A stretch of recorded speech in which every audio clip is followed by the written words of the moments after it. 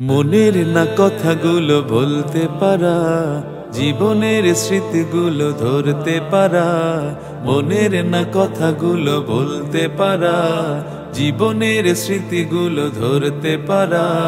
দুঃখ ব্যথা হাসি আনন্দ ভাগ করে নাও অল্প, জীবনের গল্প, জীবনের গল্প, জীবনের গল্প।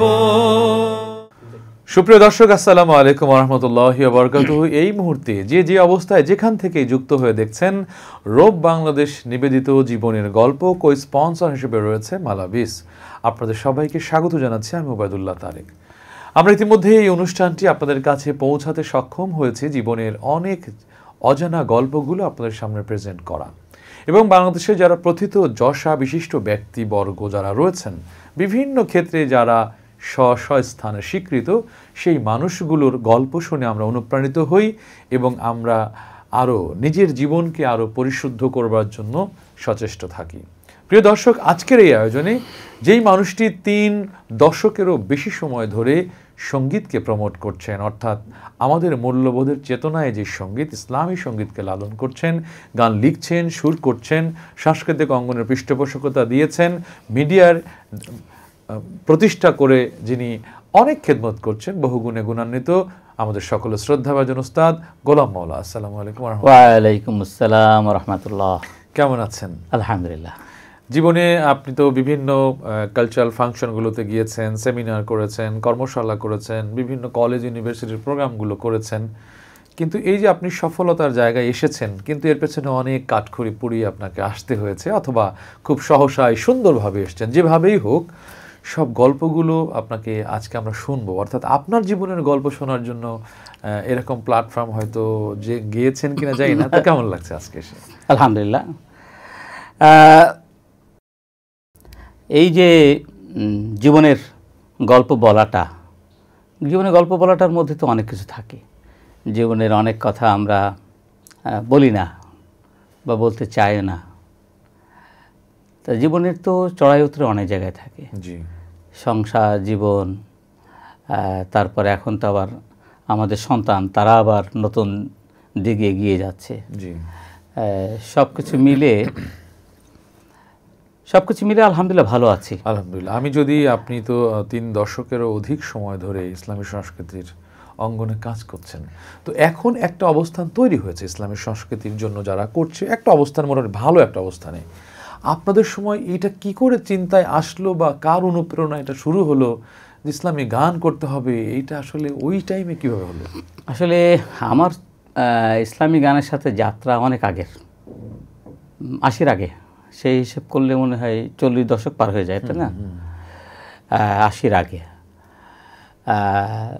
প্রথম জীবনে আমি একটা প্রতিযোগিতায় অংশগ্রহণ করি। আমাদের যে এলাকায় থাকতাম ওখানে একটা গজল, হামনাদ গজলের এলাকা বলতে আপনার এলাকা খুলনার বয়রা। তা সেখানে যখন ওই প্রতিযোগিতা অংশগ্রহণ করি, সেখানে প্রথম গান সেই ত্রিভুবনে প্রিয় মোহাম্মদ। জি। এবার আমার ওস্তাদ ছিলেন আমার আব্বা। মাশাআল্লাহ। হ্যাঁ, তো উনি গুনগুন করে কিছু গান করতেন, তো উনি গান শিখিয়ে দিলেন। তখন আসলে গান শেখার কোনো সুযোগও নাই, জানাও নাই। ওই গানে পুরস্কার পেলাম, মাশাআল্লাহ। তা এইভাবে পরবর্তীকালে আমার স্কুল জীবন, প্রাইমারি জীবন শেষ করার পরে হাই স্কুলে ঢুকতে আমাকে মাদ্রাসায় ভর্তি করে দেওয়া হয়। আচ্ছা, হাই স্কুলে ঢুকতে মানে ক্লাস 6-এ পড়া অবস্থায় আমাকে মাদ্রাসায় ভর্তি করে দেওয়া হয়। আরবি শিখলেন কিভাবে আপনি তখন? তা আরবি তখন মাদ্রাসায় যে প্রথম থেকে শুরু করলাম, তবে কয়েক বছর খুব দ্রুত পার হয়ে গেলাম। আচ্ছা। বেশি কষ্ট হলো না। দাখিল পাশ করলাম খুলনা নিসারী মাদ্রাসা থেকে। ইতিপূর্বেই আমি তখন সংগঠনে ঢুকে পড়েছি। আচ্ছা। সেই 78-এই তখন আমি সমর্থক হয়ে যাই। জি জি। কর্মী হয়ে কাজ করি, তখন রিপোর্ট রাখি। তখন তখন আমাদের মাদ্রাসায় 2 জন শিক্ষক ছিলেন। জি। 2 জন শিক্ষক যারা মল্লিক ভাইয়ের সাথে সম্পর্ক ছিল। আচ্ছা। এবং মল্লিক ভাইয়ের এলাকার মানুষ। উনি হলেন, আমার শিক্ষক ছিলেন খান মোশাররফ হোসেন। জি। এখন কি বেঁচে আছেন? হ্যাঁ, উনি বেঁচে আছেন। উনি হলেন মুফতি আব্দুল সত্তার সাহেবের জামাই। আচ্ছা। তা উনি কিছু গান করতেন, তো সেই সূত্রে গান কিছু জানতাম, ওনার কাছে শুনতাম, নতুন নতুন মল্লিক ভাইয়ের গান শুনতাম। মল্লিক ভাই আবার মাঝে মাঝে মাদ্রাসা আসতেনও ওনাদের কাছে, সেই সূত্রেও দেখা হয়ে যেত মল্লিক ভাইয়ের। এরপরে এটা দেখা হলো মতিউর রহমান মল্লিকের সাথে কোন সালের দিকে? সেটাও ওই 80-র আগে। 80-র আগে। এরপরে তখন আমি পড়লাম হলো আমাদের খুলনার মানে ইসলামী সাংস্কৃতিক জগতের প্রাণপুরুষ আমাদের সবার শ্রদ্ধেয় বেলাল ভাই, সাংবাদিক বেলাল ভাই হলেন উনি চমৎকার একজন সংগঠক ছিলেন। হ্যাঁ, পরে সাংবাদিকতা করেন। উনি চমৎকার করে আমাদেরকে একত্রিত করেন। এবং উনি আমার মনে পড়ে ছোটোবেলায় আমাকে এই বাসার সামনে থেকে একটা ওনার বাইসাইকেল, তখন তো মোটরসাইকেল বেশি নাই, বাইসাইকেলে উনি আসতেন, আমি রাস্তায় দাঁড়িয়ে থাকতাম, ওনার বাইসাইকেলে বসে সামনে বা পিছনে বসে ওনার সাথে করে চলে যেতাম। গান সকালবেলা ভোরে ফজর নামাজ পরে গানের প্রশিক্ষণ হবে, যে দেখলাম যে মল্লিক ভাই আছেন আসরে, মল্লিক ভাই গান শেখালেন আমাদেরকে। কোন গান শেখালেন? এইটা প্রথম, তখন আমাদের একটা সম্মেলন ছিল, তখন আমরা পদ্মা মেঘনা যমুনা তীরে সেদিন এই গান শিখছিলাম। এরপর তো অন্য অন্য গান ছিল সেই সময়। মল্লিক ভাইয়ের প্রথম যে গান আমার কানে আসে সেটা হলো মুসলিম আমি সংগ্রামী আমি। এই গানটা কোনো এক মাহফিলে গিয়েছিল আমাদের কিছু লোক, আমি তখন খুব ছোটো আর কি, ক্লাস 6-7 পড়ি হয়তো বা। আর আব্বা বললেন এরকম একটা গান গিয়েছে কিছু ছেলে ফেলে, খুব সুন্দর গান হয়েছে। তা ওইটার উপর তখন আগ্রহ হয়। তারপরে আর একটা গান, তখন কিন্তু মাহফিলে গান হতো। আমরা একটা টাচ পেয়েছি, মোটামুটি একটা ক্লিয়ার টাচ আমরা পেয়েছি। তো এই কর্মজীবনে কি কি জায়গায় আপনি ছিলেন বা এখন কি করছেন? কর্মজীবনেরটা হলো যে পড়াশোনাতেও আমার ভিন্ন ভিন্ন ডিসিপ্লিনে পড়াশোনা করার সুযোগ হলো। এই পড়াশোনার প্রথম মাদ্রাসা, তারপরে আমরা যদি বলি প্রথমে স্কুলে ছিলেন, তারপরে মাদ্রাসা। প্রথমে স্কুল, তারপরে মাদ্রাসা, হ্যাঁ এইভাবেই। তারপরে এইচএসসি পাশ করলাম, স্কুল থেকে মাঝখানে একটা ঝামেলা ছিল, মাদ্রাসার কেন ত্যাগ করলাম সে কাহিনী না গেলাম। সেই কাহিনী কি আমরা শুনতে পারি? সেই কাহিনী হলো যে এই যেহেতু সংগঠন করতাম, ওই একটা ঝামেলা হয়, ওখান থেকে আমাদের টিসি দিয়ে দেয়, পড়াশোনার রীতি ঘটে। তারপরে মাদ্রাসা পড়াশোনা শেষ করে আমি কলেজে এলাম। কলেজেও আমার বিভিন্ন ডিসিপ্লিনে পড়া হলো। প্রথম ফিজিক্সে অনার্স নিয়েছিলাম, তারপরে এই অ্যাকাউন্টিংয়ে অনার্স নিয়েছিলাম। কোনোটা আর তেমন হলো না কভার করা। পাশ করলাম হলো ইসলামিক হিস্ট্রিতে। প্রথম মাস্টার্স করলাম, দ্বিতীয় মাস্টার্স করলাম হচ্ছে। কোথা থেকে মাস্টার্স করলেন? এটা হলো ন্যাশনাল ইউনিভার্সিটি। তারপরে শেষ করলাম হচ্ছে স্ট্যামফোর্ড ইউনিভার্সিটি থেকে ফিল্ম অ্যান্ড মিডিয়া। আর এই হলো মোটামুটি একাডেমিক ক্যারিয়ারের ইতিহাস। আমার একটা প্রশ্ন এখানে করতেই মন চায়, সেটি হলো যে আমাদের দেশের রাজনৈতিক যে প্রেক্ষাপটটা আপনি যেটা বললেন, কেউ আওয়ামী লীগ করছে, কেউ বিএনপি করছে, কেউ জামাত ইসলাম করছে, চরমনায় বিভিন্ন দলে আমাদের যে ভাগ, কিন্তু এই রোষানলটা কেন? আমার এইটা একটু আমার বুঝে আসে না, যদিও রাজনৈতিক প্রশ্ন, বাট এইটা কেন? রোষানল তো তৈরি হয় স্বার্থের কারণে। তাদের যে এটা সংঘাত সবসময় সত্যের সাথে মিথ্যার দ্বন্দ্ব থাকবেই। তা যেহেতু আমরা সত্য আন্দোলন করেছি, আমরা সেই আন্দোলন করার কারণেই প্রতি মুহূর্তে আমাদের পরে আঘাত এসেছে। জি, আমি এটা বুঝতে পেরেছি। একটাই অ্যান্সার এনাফ, একটা বাণী, একটা শব্দই এনাফ, যে সত্যের সঙ্গে মিথ্যার দ্বন্দ্বটা এটা থাকবে চিরসত্য। এখানে আর ব্যাখ্যায় গেলে আমাদের ছোট্ট একটা অনুষ্ঠানের যেই ব্যাখ্যাকাল, এটা অনেক লং টাইম লাগবে। কর্মজীবন শেষ করেছেন বা কর্মজীবনটাও একটু চড়াই উতরাই, যেহেতু আমি পড়াশোনাও একটা চড়াই উতরাই, এই কর্মজীবনও অনেকটা চড়াই উতরাইয়ের মধ্যে গেল।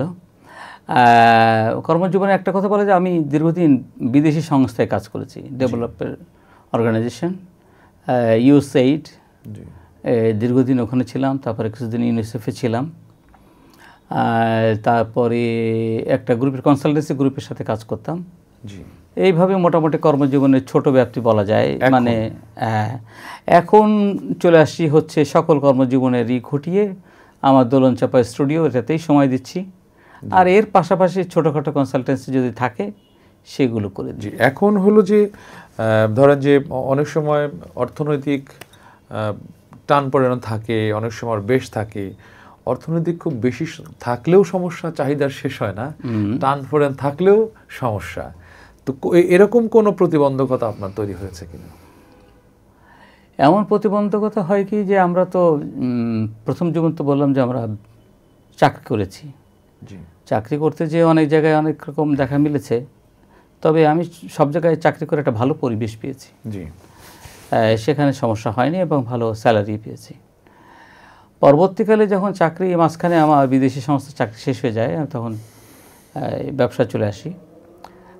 তো শেয়ার ব্যবসা করে একসময় প্রচুর ইনকাম করি, আবার অনেক টাকা শেষও হয়ে যায়, মানে ব্যাড ইনভেস্টমেন্ট যেটাকে বলা যেতে পারে। তো এই সময় একটু একটু খারাপ সময় গেছে। ইসলামী গান আপনি করেছেন ছোটকাল থেকেই, এক্ষেত্রে মানুষ আপনাকে মানে অবহেলা করে না, কি করতেছে না করতেছে, এইভাবে কি জীবন যাবে, এই ধরনের কোনো কথা শুনেছেন কিনা?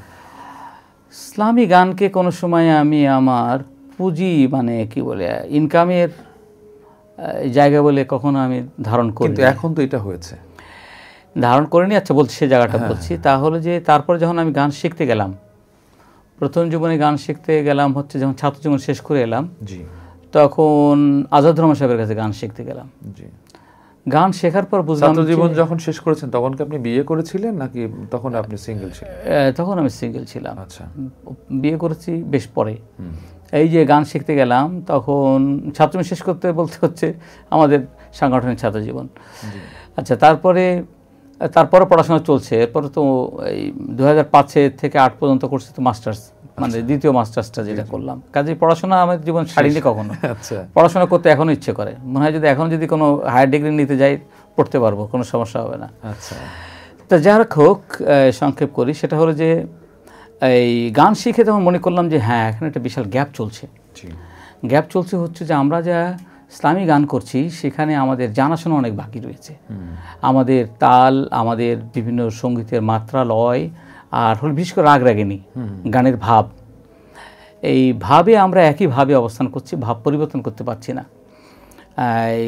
সবাই নির্দিষ্ট অন্য একটা গানকে সুরে সেই এসে সুর করছে, কিন্তু সে জানে না যে এটা সকালের রাগ না বিকালের রাগ, বা আমি একটা করুণ রসের গান করব, কী ধরনের সুর দেওয়া উচিত। এই নিয়ে সকলে যেহেতু কনসার্ন না, তখন মনে করলাম যে এটা একটা বিষয়। তো এই বিষয় থেকে তখন আমি আবার যে বললাম দ্রুত সুইচ করি, অনেক কিছু ভালো লাগলে আমি আবার সুইচ করি। এরপরে চলে এলাম হচ্ছে বললাম এই আমার জীবনের কর্মজীবনের আর একটা পার্ট হলো আমি একসময় ছিলাম এডিটর, মানে আমি নাটক কাটতাম। আচ্ছা। এই বড় বড় ফিল্মদের ডিরেক্টরদের, চাষী নজরুল ইসলাম, দেলোজান, ঝন্টু, সোহেরাম, বড় বড় ফিল্ম ডিরেক্টর, আমি নাটক কাটতাম। এখন আমার প্রশ্ন হলো যে আপনি ইসলামী সংস্কৃতি চর্চা করে আবার মাঝখানে এদের নাটকটা কেন কাটলেন? এই যে তখন আমি ফিল্ম কাজ করার জন্য চিন্তা করলাম যে একটা ফিল্মের মধ্যে অনেক কিছু আছে কিনা, দেখি ফিল্মের কাজ করি। স্বাদ কি পেলেন? ফিল্মে কাজ করার পর শিখলাম অনেক, ওদের কাছ থেকে অনেক শিখলাম। মাঝখানে গণসঙ্গীত শিখতে গেলাম আমি, আবার গণসঙ্গীতে গিয়েছিলাম বামধারার সাথে। আপনি যখন মানে এগুলো কি আপনার স্টুডেন্ট লাইফ মানে মানে বিয়ে করার আগের হিস্ট্রি না বিয়ে করার পরেও এগুলো করেছেন? বিয়ে করার পরে, বিয়ে করার আগেও আছে কিছু পার্ট। আচ্ছা, পার্ট দুটো মিলে। আচ্ছা আচ্ছা, দুটো পার্ট মিলে। বিয়ের পরে গেছি হচ্ছে এডিটিংয়ে। আচ্ছা। এডিটিং হাউস একটা ছিল, ওখানে চাকরিও থাকতো, আমার চাকরিও ছিল। চাকরির সাথে আমি এডিটিং একটা হাউস চালাইতাম। আর চালাতাম মানে আমাদের একটা বড় হাউস ছিল বেটাকামের, একটা বিশাল ইনভেস্টমেন্টের ব্যাপার। তা সেখানে যুক্ত হয়েছিলাম। তা কাজ করতে যেয়ে ওখান থেকে অনেক কিছু শিখলাম, যে লিনিয়ার এডিটিং আর নন লিনিয়ার এডিটিং। এখন ছেলেদের কাছে এটা খুব এই অপরিচিত শব্দ। ওইটার মাঝে আমরা নন লিনিয়ার এডিটিংয়ের কাজটা তখন শিখলাম। এইটা আর কি। আমি যদি এখন আপনাকে বলি যে এই এতটুকু মানে এই পর্যন্ত আসার ক্ষেত্রে সবচেয়ে বেশি কষ্টের স্মৃতিটা কখন? সেটা হতে পারে পরিবারের কাছ থেকে, অথবা যাদেরকে খুব ভালোবেসে আলিঙ্গন করেছেন তারাও দিয়েছে, বা ভাই বোন বা কেউ দিয়েছে, এরকম একটা হার্ড সিচুয়েশন কখন ছিল? এক্ষেত্রে কষ্টটা আমি কষ্ট করে নিইনি কোনো সময়। কষ্টকে কষ্ট মনে করে এটার একটা ছোট গল্প আছে। একটা রবীন্দ্রনাথের একটা গান আছে, হ্যাঁ, রবীন্দ্রনাথের গান হলো, যে কেহ মোরে দিয়েছ সুখ, দিয়েছ তার পরিচয়, সবারে আমি নমি। যে কেহ মোরে দিয়েছ দুঃখ, দিয়েছো তার পরিচয় সবারে আমি নমি।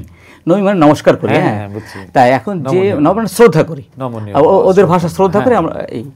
তা আমাকে যে দুঃখ দিয়েছে, যে কোমরে দুঃখ দিয়েছে বা সুখ দিয়েছে, মানে আমি কোনো যে রাস্তায় চলছি, হয়তো একটা পিয়ন আমাকে একটু হেল্প করছে, দরজা খুলে দিয়েছে, বা কেউ আমাকে এক গ্লাস পানি খাইয়েছে, সে আমার যে উপকার করছে, আমি সবাইকে তার শ্রদ্ধা জানাই, যে সে ছোট হোক বড় হোক। আর যে দুঃখ দিয়েছে তাকেও শ্রদ্ধা জানাই, কারণ সে আমাকে শিক্ষা দিয়েছে। এটা কি শুধু সাহিত্যের মতো আপনি বলেই যাচ্ছেন, নাকি আসলে বাস্তব জীবনে এগুলো? আসলে বাস্তব জীবনে আমার কথা, সেই কথা বলবো না, অনেক কথা আছে ব্যাকগ্রাউন্ড। এই ব্যাকগ্রাউন্ড বলার জন্যই তো আমাদের জীবনের গল্প। ব্যাকগ্রাউন্ডে সেটা কি আছে? ব্যাকগ্রাউন্ডের গল্প এটা অনেকের জীবনে ঘটে হয়তো বা, ঘটে হয়তো বা। ধরো আমি ঢাকায় চলে আসছি, আমাদের পারিবারিক জমি আছে শহরে, তা ভাগ করতে করতে ভাইরা হয়তো দেখা গেল যে পুরো ঢাকায় আমার যে জায়গা ছিল সকলেই দখল করে ফেলছে। এখন আমি ওখানে এন্ট্রি করতে গেলে তাদের সমস্যা হয়, হ্যাঁ, এবং আমার জায়গা নাই অ্যাটলিস্ট। তা আমি এটাকে ওকে, মা খুব দুঃখ করছে, না না এটা কোনো বিষয় না, মা আল্লাহ দিলে আপনি দোয়া করেন, আমার অন্য জায়গায় হয়ে যাবে, কিন্তু এখন আর আমি লড়াইয়ের মধ্যে নামবো না। এইটাই আর কি।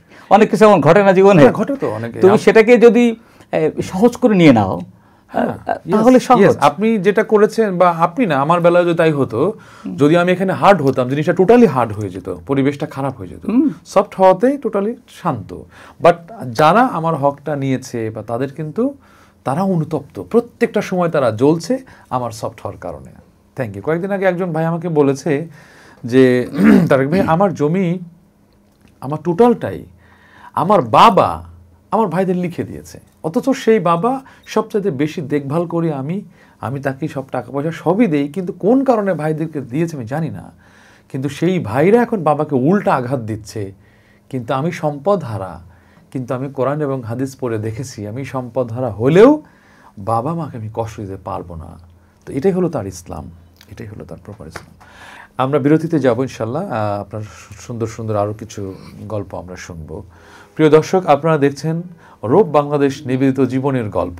আমাদেরকে জীবনের গল্প শোনাচ্ছেন বাংলাদেশের জনপ্রিয় ইসলামী সঙ্গীত শিল্পী, বিশিষ্ট গীতিকার, সুরকার, মিডিয়া পার্সন, এবং যিনি সংস্কৃতির আকাশে অনেকগুলো ডিগ্রি নিয়ে সাধনা করে আজকে তিনি এই অবস্থানটা ক্রিয়েট করেছেন, জনাব গোলাম মওলা।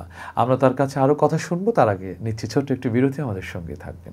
মনের না কথাগুলো বলতে পারা, জীবনের স্মৃতিগুলো ধরতে পারা, মনের না কথাগুলো বলতে পারা, জীবনের স্মৃতিগুলো ধরতে পারা, দুঃখ ব্যথা হাসি আনন্দ ভাগ করে নাও অল্প, জীবনের গল্প, জীবনের গল্প, জীবনের গল্প। Roop Bangladesh exclusive clothing brand, panjabi, কাবুলি ও জুব্বার বিশ্বস্ত প্রতিষ্ঠান। মানসম্মত ফেব্রিক্স দিয়ে তৈরি করা হয় রুচিশীল আধুনিক এক্সক্লুসিভ পোশাক। আমাদের পণ্যের প্রতিটি অ্যাক্সেসরিজও ইউনিক ও মানসম্পন্ন। দক্ষ কারিগর দ্বারা প্রস্তুতকৃত পোশাকগুলো একাধিক কিউসির মাধ্যমে গুণগত মান নিশ্চিত করা হয়। এখনই ভিজিট করুন আপনার নিকটস্থ রূপ আউটলেটে, অথবা ঘরে বসে অনলাইনে অর্ডার করুন রূপ বাংলাদেশ। প্রিয় দর্শক, বিরতির পর আবারও স্বাগত জানাচ্ছি রূপ বাংলাদেশ নিবেদিত জীবনের গল্প। কই স্পন্সর হিসেবে রয়েছে মালাবিজ। আমাদের সঙ্গে রয়েছেন বাংলাদেশের প্রথিত যশা সঙ্গীতজ্ঞ গোলাম মওলা। আমি আপনার কাছে এবার জানতে চাই যে আপনাদের ফ্রেন্ড সার্কেল যারা ছিল, হয়তো বিভিন্ন জায়গায় তারা বিভিন্ন অবস্থান ভালো রয়েছে, কেউ খারাপ রয়েছে, কিন্তু আপনি যে সঙ্গীত চর্চা করেছেন এই ক্ষেত্রে বন্ধুরা কি ইন্সপিরেশন তৈরি করেছিল, নাকি তো রেগুলো করে কি হবে এরকম করেছিল? আসলে বন্ধুদের সাথে আমি সবসময় জনপ্রিয়।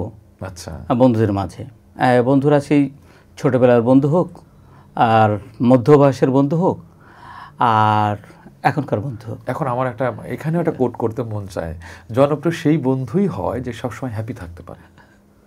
আপনি কি আসলে দুঃখ টুক্ষ সব কিছু ওভারকাম করে সবসময় জন্য হ্যাপি ছিলেন? সেটাই, আমি সবসময় হ্যাপি ছিলাম আলহামদুলিল্লাহ। এবং আমি যেখানে গেছি সকলের মাঝে আমি ভালো বন্ধু ছিলাম এবং জনপ্রিয় ছিলাম, এক কথায় এটাও বলা যায়।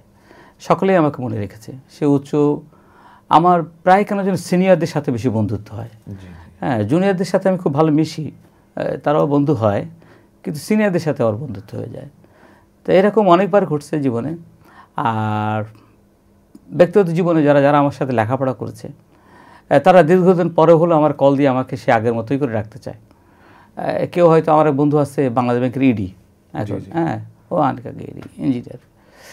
তা চলতে চলতে কেউ হয়তো উপরে চলে যায়, কেউ একই জায়গায় থাকে। কিন্তু আমার ওর সাথে যখন গল্প করি তখন আমরা খোলা তুই করে ধুমসে আমাদের গল্প চলে। এটাই হলো ব্যাপার যে আর আমি তো জীবনে অনেক কিছু পেয়েছি, আমার তো দুঃখ পাওয়ার কিছু নাই। মানুষ হিসেব করে কি দিয়ে? গাড়ি বাড়ি দিয়ে না। আমি আমার ছেলে 3টা লেখাপড়া করছে, তারা আলহামদুলিল্লাহ ভালো আছে, চাকরিও করে। হ্যাঁ, ছেলেদের সঙ্গে আপনার মেশাটা কেমন? ফ্রেন্ডলি না হার্ডলি? না, আমি খুব ফ্রেন্ডলি। বাচ্চাদের সাথে কখনো হার্ডলি হবে না, বাচ্চাদের সাথে ফ্রেন্ডলি হতে হবে।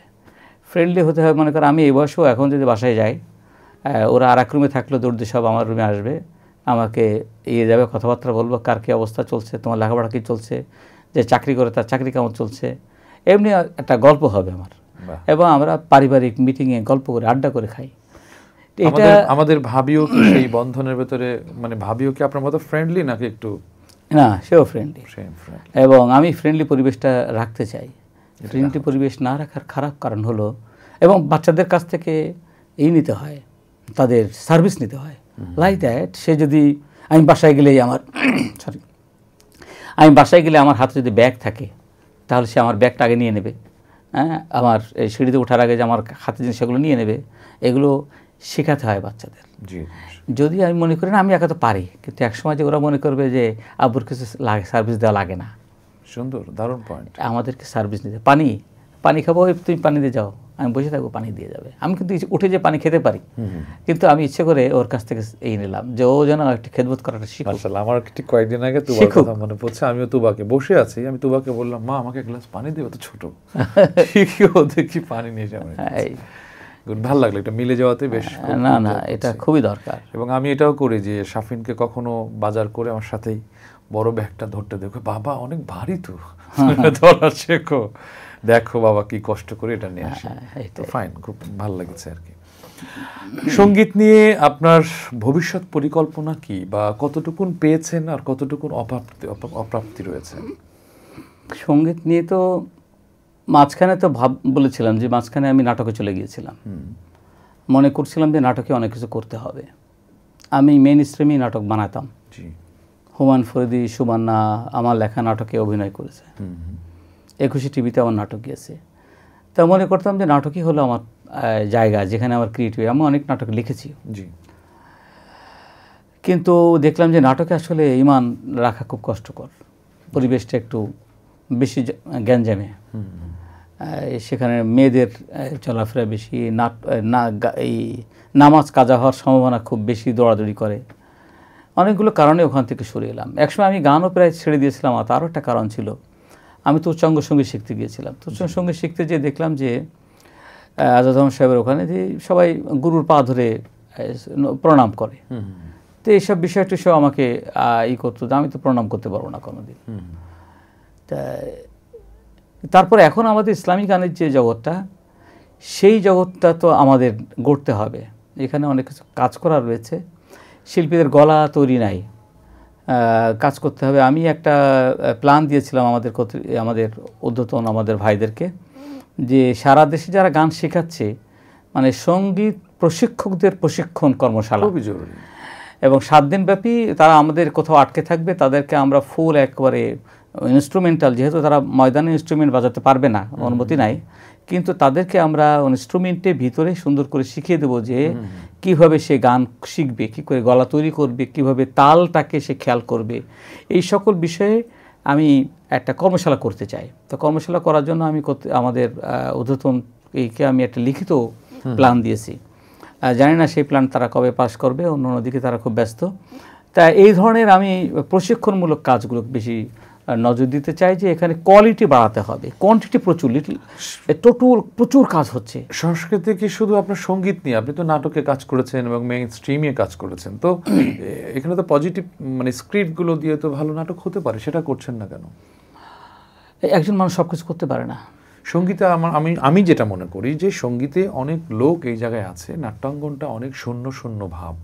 তা আপনি ওই সেক্টরে যেতে পারেন বা এই বিষয়ে আপনি বলবেন কিছু? নাটকে যাওয়ার তো খুব ইচ্ছে, কিন্তু নাটকে যাওয়ার জন্য আমার কাছে মনে হয় যে গানই তো অনেক কাজ করে শেষ করতে পারছি না। এখন নাটকে যাওয়ার মতো আমি আবার কি মাল্টি ট্যালেন্টের অত দৌড়াই পারি না। অনেকে কিন্তু একসাথে 10টা কাজ করতে পারে। আমি এক কাজ লাগলে এক কাজটা খুব মন দিয়ে করি, ওটার মধ্যে থাকি বেশি। অনেকের কাজের লিমিটেশন থাকে তো। নাটকের আমার কাজের ইচ্ছা খুবই আছে, স্কোপ পেলে ভালো কাজ করবো ইনশাল্লাহ। তবে এখন পর্যন্ত গান নিয়েই আছি। ওকে, ইনস্টিটিউটে একটা মানে আপনার দোলন চাপা আছে, এটা দিয়েই আমি যদি বলি যে আপনার অবর্তমানে প্রতিষ্ঠানটা কি হবে, এই ক্ষেত্রে স্বপ্নটা কেমন? আমার অবর্তমানে আমার ছেলেরাকে ওই প্রতিষ্ঠানে আসবে না, এটা নিশ্চিত হয়েছে? নিশ্চিত। কেন হলেন? আমার প্রতিষ্ঠান ওরাকে এখন পর্যন্ত ঘরে নাই। একটা অদ্ভুত ব্যাপার হলো যে এই আমার ছেলেপেলে কখনো গানের দিকে নজরই দেয় নাই। আচ্ছা, আমার হারমোনিয়াম বাসা ছিল ছোটোবেলা থেকে, ওদের ছোটোবেলা থেকে, কিন্তু কোনোদিন হারমোনিয়াম ধরে নাই, মানে গানের প্রতি ওদের আগ্রহী নাই। এটাকে আপনি এখন আমার আরো প্রশ্ন তৈরি হচ্ছে যে আপনি সারা দেশের মানুষকে গান নিয়ে ভাবছেন, শেখাবেন এই, কিন্তু আপনার ঘরে 3টা রত্ন, তারা সুরের কেন দাবিত হলো না? এই বিষয়টা এটাকে আপনার সফলতা না ব্যর্থতা? এটা সফলতাও না ব্যর্থতাও না। কেন? কারণ হলো যার একটা ঝোঁক প্রবণতা থাকে প্রত্যেকের। আমার ছোটোবেলায় গান শুনলে আমি পাগল হয়ে দৌড়ে যেতাম। হ্যাঁ, এখনও আমি নতুন সুর শুনলে আমার মধ্যে যে নাড়া দেয়, আমার ছেলেদের মধ্যে নাড়া দেয় না।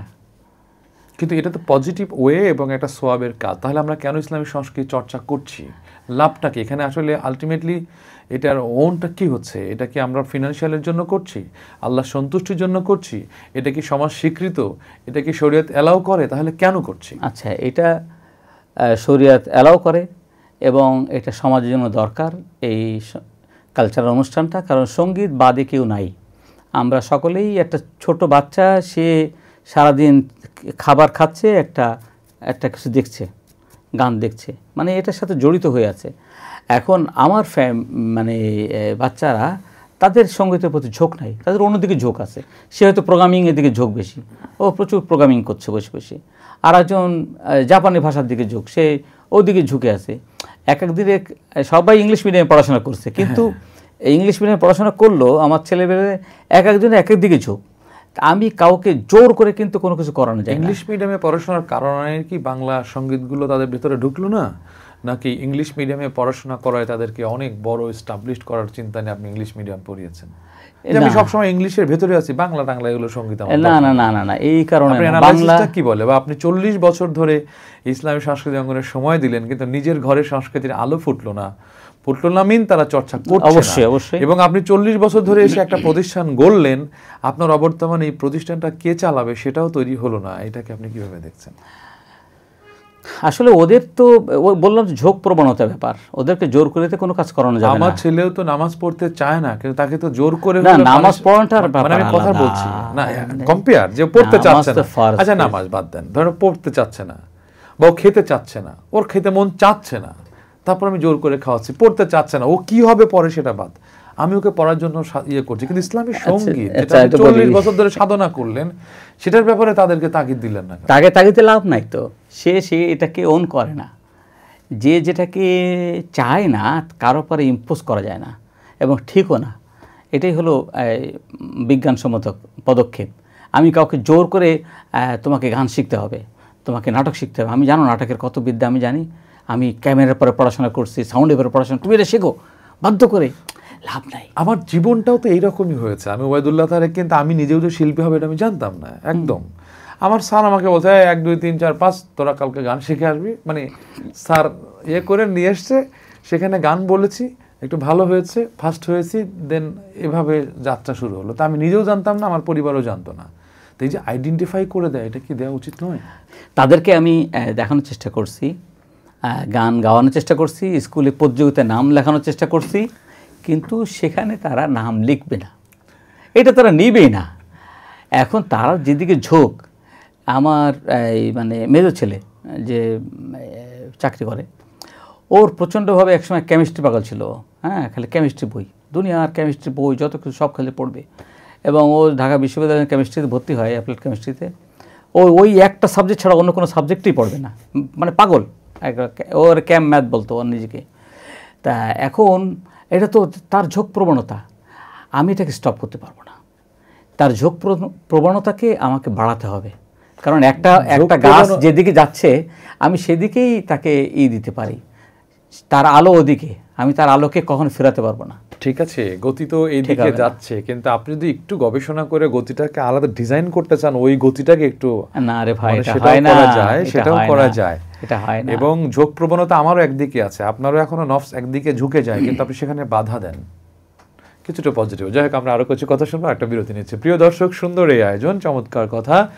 আমরা জনপ্রিয় গীতিকার সুরকার গোলাম মওলা আমাদের মাঝে রয়েছেন। আমরা নিচ্ছি আবারও ছোট্ট একটি বিরতি, আমাদের সঙ্গেই থাকবেন। মনের না কথাগুলো বলতে পারা, জীবনের স্মৃতিগুলো ধরতে পারা, মনের না কথাগুলো বলতে পারা, জীবনের স্মৃতিগুলো ধরতে পারা, দুঃখ ব্যথা হাসি আনন্দ ভাগ করে নাও অল্প, জীবনের গল্প, জীবনের গল্প, জীবনের গল্প। রোব Bangladesh exclusive clothing brand, panjabi, কাবুলি ও জুব্বার বিশ্বস্ত প্রতিষ্ঠান। মানসম্মত ফেব্রিক্স দিয়ে তৈরি করা হয় রুচিশীল আধুনিক এক্সক্লুসিভ পোশাক। আমাদের পণ্যের প্রতিটি অ্যাক্সেসরিজও ইউনিক ও মানসম্পন্ন। দক্ষ কারিগর দ্বারা প্রস্তুতকৃত পোশাকগুলো একাধিক কিউসির মাধ্যমে গুণগত মান নিশ্চিত করা হয়। এখনই ভিজিট করুন আপনার নিকটস্থ রোব আউটলেটে, অথবা ঘরে বসে অনলাইনে অর্ডার করুন রোব বাংলাদেশ।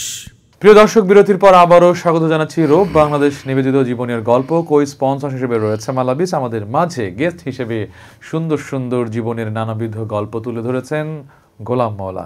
বিরতির আগে যে কথাগুলো বলছিলাম সন্তানদের কথা, এখন যদি বলি যে আমাদের ভাবিও কি এরকম যে তুমি এগুলো কি করছো, নাকি তার ইন্সপিরেশন আপনার কাছে আছে, নাকি বাচ্চাদেরকে শিখাইতে গেলে বলতে গেলে সেও বলে বাদ দাও তো এগুলো, এরকম আসলে এটা একটা ব্যাপার। হ্যাঁ, তার ঝোঁকও একটু কম। আচ্ছা, তার ঝোঁক কম, তবে সে আমার গানের বা সুরের সে একজন বড় ক্রিটিক। সে বলে যায় না এটা সুর ভালো হচ্ছে, এটা খারাপ হচ্ছে, অথবা তোমার গান এটা ভালো হবে, এটা খারাপ হবে। এইটা তার একটা আছে, এবং সে আপনাদের সকলকেই চিনে। হ্যাঁ, কার সাথে কথা বলি সে তখন বুঝে ফেলে যে অমুক ভাইয়ের সাথে কথা হচ্ছে। তা মানে আমরা ভালো, এটা যে আইডেন্টিফাই এটা সুন্দর হবে, সুন্দর হবে, এটা তো কত বড় ইন্সপিরেশন। এটা অনুষ্ঠানে বোঝানো সম্ভব নয়, এটা হয়। হ্যাঁ, তবে ওই যে বললাম ঝোঁক প্রবণতা একটু কম ছিল। আপনার ভাবি শিল্পী ছিলেন না কখনো, এই আর কি। কখনো হতাশা কাজ করে আপনার জীবনে, যে মানে কখনো কোনো দুঃখ দুর্দশা এসে গেলে আপসেট হয়ে যান কিনা? না রে ভাইয়া, হতাশা এবং চিন্তা, দুশ্চিন্তা, টেনশন যেটাকে বলে, এগুলো তো দূর করে দিছি। সুন্দর, এটার বিদায় দিছি। এইজন্যই আমি এটা ফুল আল্লাহর উপরে সবদ্ধ করে দেওয়া। এইজন্য আমি কয়েকদিন আগেও বললাম যে গোলাম মওলা ভাই এই মুহূর্তে এসে এত ভালো ভালো কাজ করছে এবং এত স্বতঃস্ফূর্ততা, এত আপনার মানে খুব মানে একদম প্রবেশ করা সঙ্গীতের ভেতরে যতটুকুন যাই করছেন একদম ওটার ভেতরে প্রবেশ করেছেন। আমার এটা এত ভালো লাগে যা বোঝাতে পারবো না। আমি এখন যদি আপনার কাছে জানতে চাই যে আমাদের প্রজন্মগুলো যারা গান করছে, কেউ অহমিকা, কেউ দাম্ভিকতা, কারোর সঙ্গে কারো দ্বন্দ্ব, এগুলো ফেসবুকে ওপেনলি লেখা হচ্ছে, গান চুরির কথা আসছে, সলচাতুরি করে টাকা ইনকামের রাস্তাগুলো আসছে। আসলে কি ইসলামী সংস্কৃতিকে আইডেন্টিফাই করে এই কাজগুলো কি যায় কিনা ব্যক্তিত্বের সাথে? আসলে খুব গুরুত্বপূর্ণ কথা বললেন। জীবনে যখন আমরা প্রথম গান শেখা শুরু করছি তখন তো ছিল হচ্ছে আমি গান ভালো পারি, তাই আমাদের বিভিন্ন মঞ্চ নিয়ে যাচ্ছে, গান গাচ্ছি, লোকজন বাহবা দিচ্ছে। তখন উদ্দেশ্য জানতাম না, শেষ কোথায় জানতাম না, ঠিকানাও জানতাম না, গান গাইতাম।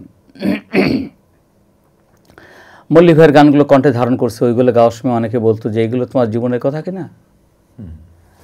কিন্তু এখনকার কথা হলো যে এখন যারা শিল্পী যারা গান করছেন, অধিকাংশ হলো যে তারা ইসলামী গান করছেন, কিন্তু তারা শিল্পী হওয়ার জন্য গান করছেন। তাদের উদ্দেশ্যটা ঠিক আল্লাহর বাণী প্রচার করছেন, যেটাকে আমরা বলি উদউ ইলা সাবিলি রাব্বিকা বিল হিকমাতি ওয়াল মাউইজাতিল হাসানা। আমাদের শিল্পীদের সকল কাজের উদ্দেশ্য এটাই হওয়া উচিত যে আমি আল্লাহর পথে মানুষকে ডাকবো বেল হেকমাতে, একটা হেকমত সহকারে। হেকমতটা হলো বিভিন্ন এই যে আমরা নাটক গান বিভিন্ন এই আর যে ভালো ভালো বক্তৃতা পারে যত হেকমতের যত ব্যবস্থা সবগুলো বিজ্ঞানে এবং ইউটিউব যত কিছু ব্যবহার করা যায়, ফেসবুক, এটা হেকমা অল মাউইজাতুল হাসানা, উত্তম কথা, উত্তম উত্তম হাসানা শব্দের কোনো ব্যাখ্যা নেই। আমি একটা গান যত সুন্দর করে গাইতে পারবো এবং যত সুন্দর করে আমি গানটা পরিবেশন করতে পারবো সেটাই হলো হাসানা। এবং আমার এই সব কিছু উদ্দেশ্য কি আল্লাহর পথে মানুষকে ডাকা। তা সেটা যদি আমার উদ্দেশ্য হয়ে থাকে তাহলে সেই ব্যক্তির গান, তার চলা, তার পরিবেশন, আপনি বলছেন যে একজন আরেকজনের সাথে করে কি বলে গান চুরি করছে, তারপরে গানের সুর নিয়ে সে কথা বলছে, এগুলো আমরা ফেসবুকে লেখালেখি চলছে। এটা হয় কি হয়তো আমরা এই জায়গাটাকে আইডেন্টিফাই করতে পারি না, সেই ব্যক্তি তার জীবনে সে লক্ষ্যটাকে ঠিক করতে পারে নাই। তা এইটার হওয়া উচিত না। কবি মতিউর রহমান মল্লিক রিক্সা স্ট্যান্ডে দাঁড়িয়ে গান রিহার্সাল করেছে, এরকম শুনেছি। যেহেতু আপনি তার শুরু থেকেই ছিলেন, যে এরকম আমি শুনেছি। এবং এরকমই শুনেছি যে নদী পার হয়ে প্রোগ্রামে গিয়ে এই যে ড্যামরার যে তুলারাম কলেজ যেটা রয়েছে সেখানেও গিয়েছেন নুসরাত আফজাল হোসেন খান, সেখানেও নবীন বরণ ভালো রেসপন্স পায়নি। তো যেই মানুষটা এত কষ্ট করে ইসলামের সংস্কৃতিকে দাঁড় করিয়েছে, আজকে আমরা যারা তার উত্তরসূরি বলবো বা ইসলামী সংস্কৃতিকে লালন করছে, আমরা এখন ইউটিউবে, আমরা এখন হচ্ছে যে ফেসবুকে আর্নিং সোর্সটা কিভাবে বাড়িয়ে আমার টাকাটা কারভাবে কোনভাবে এটাকে নেওয়া যায় এই চিন্তা আমরা মরিয়া হয়েছি, কিন্তু আদর্শিক জায়গা থেকে নড়বর হয়েছি কেন? এইখানেই তো আমাদের মূল দ্বন্দ্ব। আমরা যদি আমাদের কাজগুলোকে আল্লাহর সন্তুষ্টি অর্জনের জন্য করে থাকি এবং আমার নামাজ, আমার কোরবানি এবং আমার যত কাজ, আমার যত স্বীকৃতি, আমার সব কিছু যদি আল্লাহর উদ্দেশ্যে হয়, তাহলে সেই ব্যক্তির চাল চলন, কথাবার্তা এক ধরনের হবে, তার গান গাওয়া, তার গানের প্রতি পরিবেশনা সব কিছু এক ধরনের হবে। আর যে ব্যক্তি দুনিয়া চায় তার জন্য দুনিয়াও আল্লাহ খোলা দেন, যা তোর গান তোকে পপুলার করে দিলাম, তুই দুনিয়াতেই সব পা, তুই বড়লোক হয়ে যা, সব কিছু আল্লাহ সেটাও বলেছেন। তা এর মধ্যে থেকে আসলে আমরা চাই কি হতে চাই, এই বিচারটা দরকার। আমাদের শিল্পীদেরকে মনে রাখা দরকার। আমাদের পরে বেশি কিন্তু শয়তানের ওয়াসওয়াসা হবে, কারণ আমার মধ্যে আমি সেই হাদিসটা ভয় পাই যে কিয়ামতের দিন ওঠানো হবে একজন আলেমকে, বলা হবে তুমি ছিলেন, সে বলবে একজন প্রথম হবে শহীদকে, শহীদ বলবে যে আমি আল্লাহর রাস্তায় শহীদ হয়েছি, বলবে না তুমি শহীদ হওয়ার জন্য শহীদ হয়েছো। হ্যাঁ, তারপরে একজন দানশীল ব্যক্তিকে, তারপর একজন আলেমকে, আমরা সে হাদিসটা জানি। সেইভাবে আমার মনে হয় একজন শিল্পী, আমি যখন বলবো ইয়ার আল্লাহ আমি তো তোমার ওয়াস্তে গান করছি, বেটা আরে বেটা তুই তো নিজেই বিখ্যাত হওয়ার জন্য গান করছস, তুই নিজে পপুলার হওয়ার জন্য গান করছস, এবং তুই ভাইরাল হওয়ার জন্য গান করছস। আমি এটা ভয় পাই। আপনারা আমাকে দোয়া করবেন, আল্লাহ যেন আমাকে এই তহমত থেকে বাঁচান, যে কিয়ামতের ময়দানে আল্লাহ যেন আমাকে খাড়া না করে বলেন যে মওলা তোমার তো সমস্ত কাজ তো তুমি দুনিয়াতেই পেয়ে গেছো, আমি আর তোমার কি দেবো। অনেক সুন্দর কথা বলেছেন। এই বোধটা আপনার মাধ্যমে যারা সংস্কৃতির আকাশে মানে পরিশুদ্ধ সংস্কৃতির পথে যারা পা বাড়িয়েছেন, যারা চলছেন, তারা যেন আপনার এই কথাটাকে কোট করে এবং ব্যক্তিত্ব সম্পন্ন জীবন যেন বাকি দিনগুলোতে পরিচালনা করেন। সাংস্কৃতিক অর্গানাইজেশনগুলোতে আপনার স্টুডিও রয়েছে, কালচারাল ফাংশন যা করছেন, স্টুডিও কেন্দ্রিক এই যে কোনো প্রাতিষ্ঠানিক রূপ বা মানে সংগঠন নাই বা উদ্যোগ নিলেও হচ্ছে না, শিল্পীদের ব্যাপারেও যদি উদ্যোগ নেওয়া হয় হচ্ছে না, মানে এগুলো কেন? আমরা সবাই পজিটিভ চিন্তা করি, আল্লাহর ভয়টা আমরা প্রকাশ করতে চাই, করছি, কিন্তু ভালো একটা কাজ আবার এক হতে পারছি না, তাহলে হাদিসের বিরুদ্ধচারণ হয়ে যাচ্ছে। তো এর থেকে উত্তরানোর উপায়টা কি? আমাদের এই সকল কাজকে যদি আমরা সাংগঠনিক মুখে আনি, এবং একই আমাদের নেতৃত্বের একটু সমস্যা রয়ে গেছে, এটা আমি একটু প্রকাশ্যই বলছি। নেতৃত্বের সমস্যা হলো যে যারা আমাদেরকে এই সঙ্গীত অঙ্গন এবং কালচারাল অঙ্গনকে চালাচ্ছেন, তিনি শিল্পী না, তিনি গীতিকার না, তিনি গীতিকার না বা সুরকার না, মানে অর্থাৎ তার কোনো ডাইরেক্ট তার কোনো পদক্ষেপ নেই এই কাজে। অ্যান্ড তার ডাইরেক্ট পদক্ষেপ না থাকার কারণে উনি শিল্পীর যন্ত্রণাটা বুঝেন না। উনি মনে করেন যে মওলানা ভাই ডাকলে তো গান গাইতে পারে, তারেক ভাই ডাকলে তো গান গাইতে পারে, কিন্তু তারেক ভাই যে গান গাওয়ার জন্য যে পরিশ্রম দিয়ে গলাকে রেডি করেন, সারাক্ষণ গলার জন্য ওনাকে কাজ করতে হয় এবং গানটা শিখতে হয়, ভালো পরিবেশনের জন্য ওনাকে সাধনা করতে হয়েছে, না হলে করতে করতেই তো উনি এখানে আসছেন, সেটাই তো ব্যাপার। তো তা সেটা ওনারা বুঝেন না। এই ধরনের মানুষদের বিরুদ্ধে যদি আপনি দাঁড়িয়ে কথা বলেন সেটা কি অন্যায় হবে? অন্যায় তো দুটো হচ্ছে, একটা হচ্ছে যিনি নেতৃত্ব দিচ্ছেন তার ভেতরে এই পারপাস নেতৃত্বের কোয়ালিটি নাই, আরেকটি হচ্ছে আপনি জানছেন যে এই মানুষের এই গুণগুলো নাই, তাহলে আপনি সেখানে প্রতিবাদ করছেন না, বাট আপনি ওটাকে সাপোর্ট করছেন। এখানে অন্যায়টা আসলে কি ফাইন্ড আউট হওয়া দরকার? এখানে দুটো ব্যাপার ঘটে। একটা হলো যে শিল্পীদেরও একটা সমস্যা রয়ে গেছে, সব শিল্পী সমান না, সব শিল্পী নেতৃত্বের গুণাবলী সম্পন্ন নয়। নেতৃত্বের গুণাবলী হলো যে একটা নেতা চালানো, দল চালানো একটা ব্যাপার, সকলের মধ্যে এটা সবসময় সমানভাবে থাকে না। এই কারণে ওই নেতৃত্ব চলে আসেন আরেকজন সাংস্কৃতিক ব্যক্তি। আর যদি ব্যাপারটা এমন ঘটতো যে ওনারা সাংস্কৃতিক আন্দোলনের কাজটা বুঝতেন এবং এটার প্রভাবটা বুঝতেন এবং প্রভাব জন্য উনি যদি সুদূর প্রসারী কর্মপন্থা গ্রহণ করতেন, যেটা মল্লিক ভাই প্রত্যাশা প্রাঙ্গণ নামে একটা প্রতিষ্ঠান গড়ে ওঠার চেষ্টা করেছিলেন এবং সেখানে উনি সঙ্গীত চর্চা সহ সঙ্গীত কাজগুলো করার চেষ্টা করেছেন। তিনি নাটক শেখানোর চেষ্টা করেছেন, গানের কর্মশালা হয়েছে। এই কাজগুলো করার জন্য তো সেই ধরনের বার্নিং প্যাশন দরকার। বার্নিং প্যাশনটা বোঝাতে পারে, মানে তার অন্তর জ্বালা দরকার যে এটা কাজ করতে হবে, এটা হচ্ছে না। আমার মধ্যে বা আমরা যারা শিল্পী, তুমি যেমন আছো, সকলের মধ্যে মাঝে মাঝে তোমাকে তুমি আপনি বলে ফেলতেছি, গন্ডগোল হয়ে যাচ্ছে, সরি। তা যখন এই কাজটা আমাদের মধ্যে ঘটে, যারা আমরা শিল্পী, যে বার্নিং প্যাশন কাজ করে, আরে এই অঙ্গের একটা গান আমার করা দরকার, গণসঙ্গীত এই অঙ্গের একটা গণসঙ্গীত দরকার, এই অঙ্গের একটা সুফি গান দরকার, ওই বার্নিং প্যাশনটা আমার মধ্যে যেভাবে বার্ন করে, এই বার্ন যে শিল্পী না, দায়িত্বশীল বলি, সে দায়িত্বশীল হোক, তার ভেতরে এটা কাজ করছে না, সে খালি জানতে চায় অন্য বিষয় গেলাম না, কিন্তু হার্ড বিষয়ের মাঝেও কিন্তু সফট, মানে যাদেরকে নিয়ন্ত্রণ করতেছে এদের পেরেশানি কোথায় এটা ফাইন্ড আউট করতে পারছে না। এইটা একটা, হ্যাঁ এটা একটা। এবং এখানে তার জন্য কি দরকার, কি পরিবেশ দিলে শিল্পী তৈরি হয়, কি পরিবেশ দিলে শিল্পী লিখবে, একজন লেখক তৈরি হবে, সেই পরিবেশটা দেওয়ার জন্য কিন্তু ওই মননের লোক দরকার, নিঃসন্দেহে। এটার একটা ঘাটতি রয়ে গেছে, আমি প্রকাশ্যেই বললাম এটা। অনেক অনেক ধন্যবাদ। আমরা অনুষ্ঠানের একদম শেষ দিকে চলে এসেছি। যেই সকল দর্শক ছিল বা যারা আপনার এই অনুষ্ঠান দেখছে, আপনার ভক্ত অনুরাগী যারা আছে, তাদের উদ্দেশ্যে কি বলবেন? আমার তাদের উদ্দেশ্যে একটাই কথা, যে ইসলামের সংস্কৃতিকে ভালোবাসুন, শুদ্ধ সংস্কৃতিকে ভালোবাসুন। আর এই শুদ্ধ এই সংস্কৃতি গড়ে ওঠার জন্য একটা পরিবেশ সৃষ্টি করা দরকার। আল্লাহর ওয়াস্তে কাজ করার জন্য যে সমস্ত ব্যক্তিরা এখানে আসবেন তাদেরকে আপনারা সাপোর্ট দিবেন, এবং যারা দেখবেন যে ব্যবসায়ী যারাই তারাও আসবে, আপনি তাদের মাঝ থেকে বিচার করে ভালো যারা কাজ করছে তাদেরকে উৎসাহ দেন, এবং সুন্দর সকলেই মিলেই আমরা একটা সুন্দর ইসলামী সংস্কৃতির রূপ গড়ে তুলি।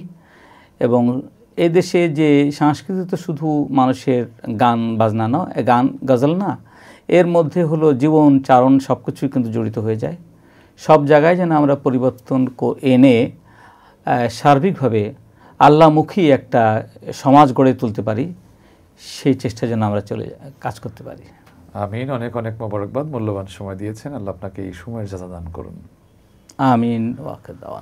প্রিয় দর্শক, যারা এতক্ষণ দেখলেন রব বাংলাদেশ নিবেদিত জীবনের গল্প, কো-স্পন্সর হিসেবে রয়েছে মালাভিস। আমাদের সঙ্গে ছিলেন বাংলাদেশের প্রতিটি যশার সাংস্কৃতিক ব্যক্তিত্ব, গীতিকার, সুরকার, মিডিয়া পার্সন গোলাম মওলা।